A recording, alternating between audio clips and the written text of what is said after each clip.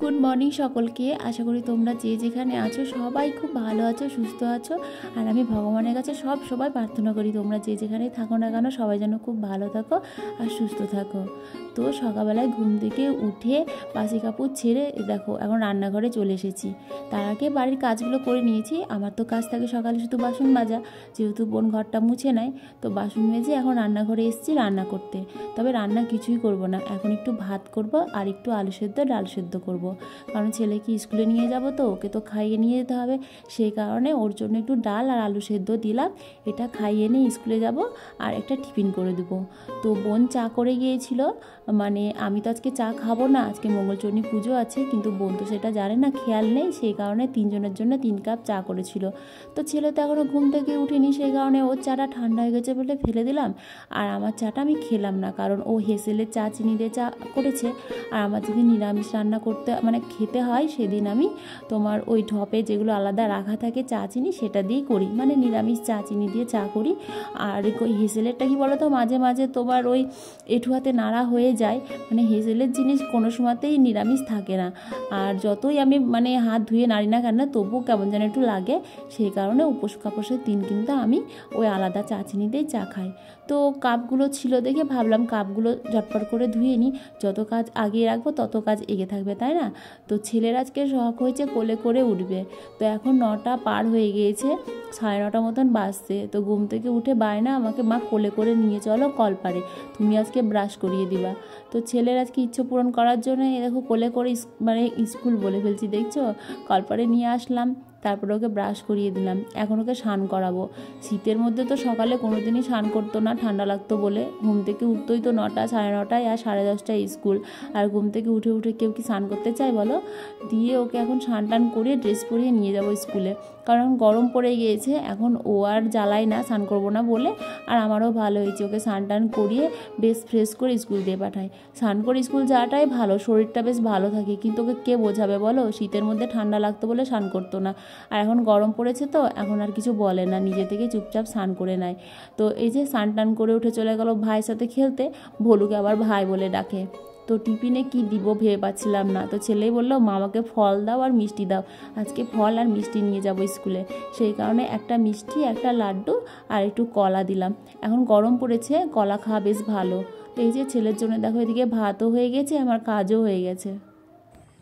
বিকেলবেলায় একটু ছাদে এসে বসলাম, তো মেঘটা দেখো কি সুন্দর লাগছে দেখতে, দারুণ লাগছে তাই না বলো?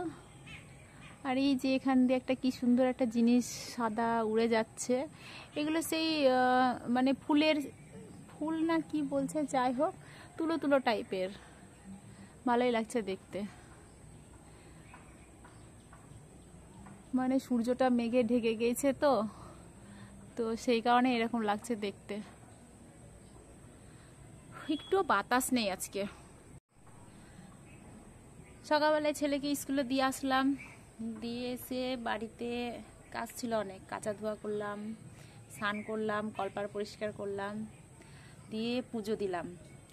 আর পুজো দেওয়ার জন্য তোমার বাড়িতে শুধু কলা ছিল, তারপরে তোমার প্যারা ট্যারা মিষ্টি টিষ্টি কিছু ছিল না। মানে মিষ্টি সেই পরশুদিন আনা হয়েছিল, পরশুদিন ঠাকুরকে দিয়েছিলাম আর কালকে দিয়েছিলাম, দিয়ে ফুরিয়ে গেছিলো। তো আজকে আবার স্কুল থেকে আসার সময়তে মিষ্টির দোকান থেকে প্যারা কিনে নিয়ে আসলাম, দিয়ে ঠাকুরকে দিলাম, পুজো করলাম। পুজো টুজো করে তারপরে প্রসাদ খেয়ে জল খেলাম। তো আজকে জল তেষ্টা পেয়েছিল খুবই, মানে এর আগের দিন রবিবারের দিন সেদিন তোমার কি ছিল, সেদিন অশোক ষষ্ঠী ছিল, ঘরের মধ্যে সবসময় ছিলাম তো রোদ টোদ গায়ে পড়েনি, তো সেই কারণে সেদিন অত জল তেষ্টা পাইনি। আর আজকে মানে সকালে রোদে রোদে স্কুলে দিতে গিয়েছি, বাজারে গিয়েছি, বাজার থেকে বাড়ি এসেছি, দিয়ে এসে শরীরটা খুব খারাপ হচ্ছিল। আর আজকে না প্রচণ্ড রোদের তাপ পড়েছিল, মানে দাঁড়িয়ে থাকা যাচ্ছিল না কোথাও একটুও। দিয়ে বাড়িতে এসে তাড়াতাড়ি করে স্নান করে পুজো দিলাম, পুজো দিয়ে প্রসাদ খেয়ে তারপরে জল খেলাম। তো ভাগ্য ভালো যে মা ফোন করলো সকালবেলায়, দিয়ে বললো তুই খাবার করেছিস? আমি বললাম আমি এখনও খাবার করিনি, আমি তো স্কুলে আছি, বাড়ি যাব, বাড়ি গিয়ে স্নান করবো, পুজো দিব, তারপরে খাবার করব। তো বলছে ঠিক আছে, আমি তো শুধু পরোটা ভেজেছি, তরকারি করার টাইম পাইনি, এক কাজ কর তোকে আমি পরোটা দিয়ে যাচ্ছি, স্নান টান করে পুজো দিয়ে চা করে পরোটা খেয়ে নিস। দিয়ে আমি তো স্নান করে পুজো দিয়ে প্রসাদ খেলাম, প্রসাদ খেয়ে জল খেলাম, দিয়ে খিদেটা একটু মরে গেল।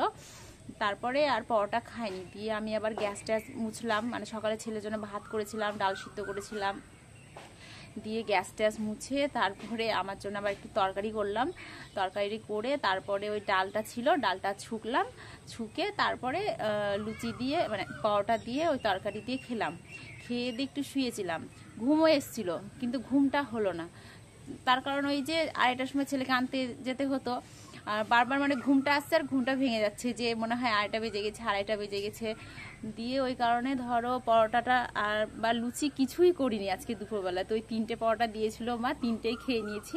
প্রথমে 2টো নিয়েছিলাম যে 2টো খাই, 3টে আমি কোনোদিন খেতে পারি না, খুব জোরে 2টো খাই। তো আজকে এত খিদে পেয়েছিল যে মানে একটা রেখে দিয়েছিলাম, 2টো নিয়ে গেছিলাম, পরে এসে ওই একটা আবার নিয়ে গেলাম, নিয়ে গিয়ে 3টে পরোটাই খেয়ে নিয়েছি, মানে পরোটা খেয়ে নিয়েছি।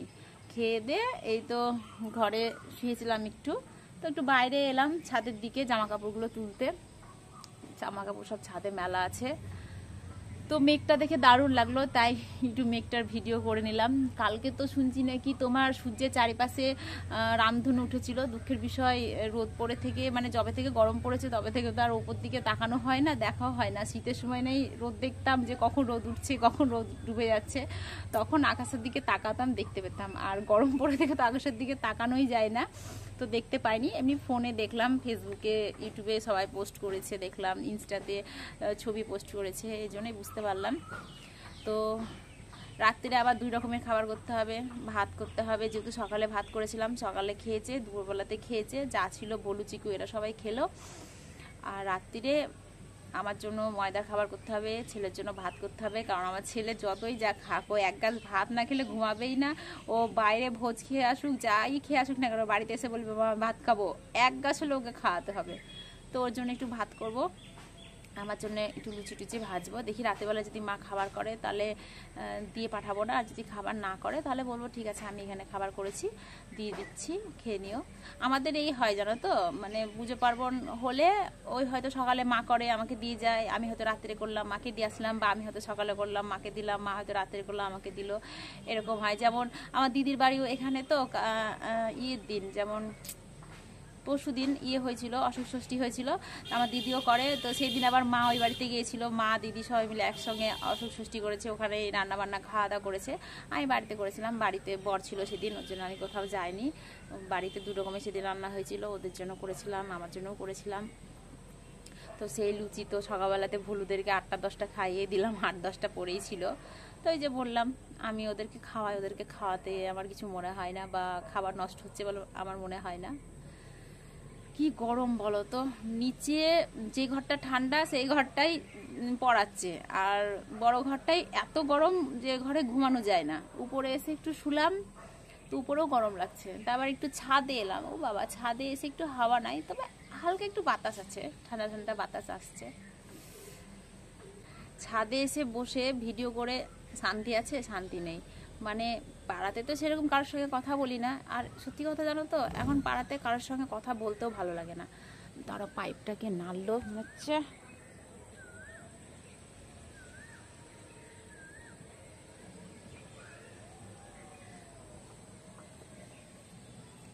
পাইপটা জলের পাইপটা মনে হচ্ছে কেউ টান দিল, নিচের দিকে তাকালাম তো কেউ নেই।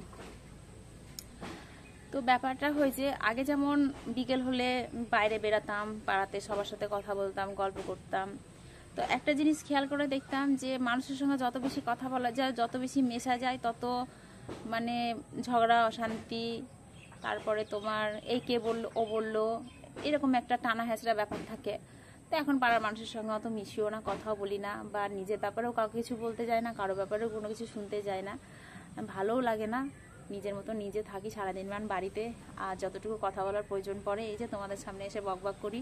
জানি ওই পাত্র থেকে কোনো রিপ্লাই আসে না, তবুও নিজের কথাগুলো বলে নিজে তো শান্তি পাই।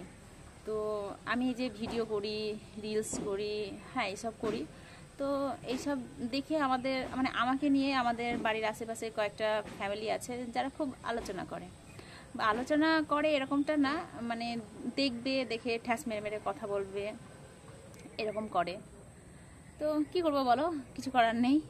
এই যে এখানে এসে এখন ভিডিও করি, ছাদে এসে এদিক থেকে তাকিয়ে দেখবে, ওদিক থেকে তাকিয়ে দেখবে, হাসবে, টোন কাটবে, হ্যাঁ উল্টাপাল্টা কথা বলবে।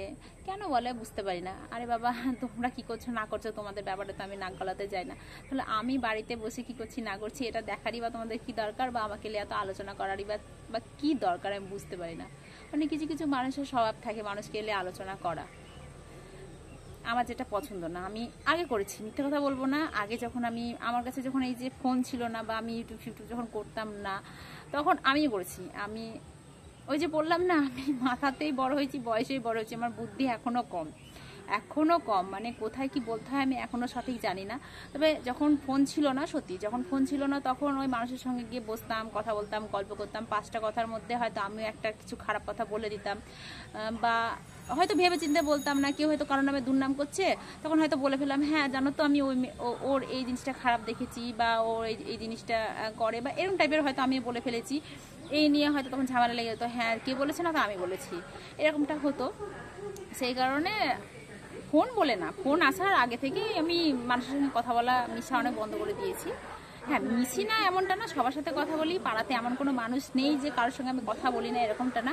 কিন্তু ওই যে পেট খুলে মন খুলে মিশাটা এখন আর মিশি না। মানে পেট খুলে সব কিছু বলে দিলাম, পেট খুলে মানে ওই বলে না পেট খুলে সব কথা বলা, যে কিছু বলিস না এসব বলে ফেলবে, ঢাক পিটে বেড়াবে, এরকম টাইপের কথা আমি কারোর সামনে এখন বলি না।